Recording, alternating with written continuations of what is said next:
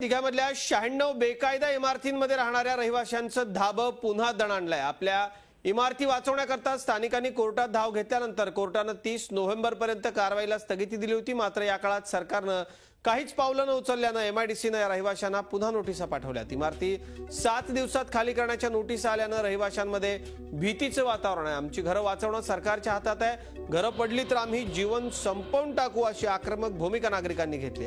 तर मुख्यमंत्री काका आमची घरं वाचवा, आम्हाला बेघर करू नका अशी विनंती दिघ्यातले चिमुरडे बालिका करतात। सरकारला आमची हीच विनंती आहे का आमचं घर आहे, स्वतःचं राहतं घर आहे, ते तुम्ही घेऊ नका। आता एवढा मोठा सण गेले, आम्ही दसऱ्यापासून आमच्या मुलांना काय शिरापुरी वगैरे आम्ही काय खायला नाही दिली। कधी आमच्या घरात कधी तोडायला येतील ते काय सांगता नाही येणार। आता एवढीशी माझी मुलं आहेत, ते कुठं जाणार, काय करणार, काय खाणार, घरच नाही राहिलं तर ती पोराला शिक्षण तरी कुठून मिळणार त्यांना। माझ्या लग्नाला 12 वर्ष झाली, मला 3 मुले आहेत।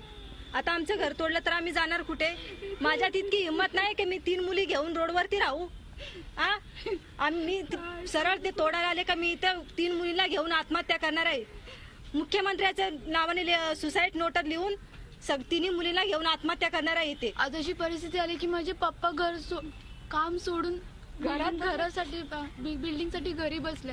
मी 12वीला आहे, माझ्या 2 बहिणी 10वीला आहेत, बोर्ड एक्झाम 1 महिन्यावर आले आणि आता अशी परिस्थिती आली आमचं कसं अभ्यास पण नाही। माझ्या पप्पाचं घर तोडू नका, मुख्यमंत्री काका प्लीज माझ्या पप्पाचं घर तोडू नका।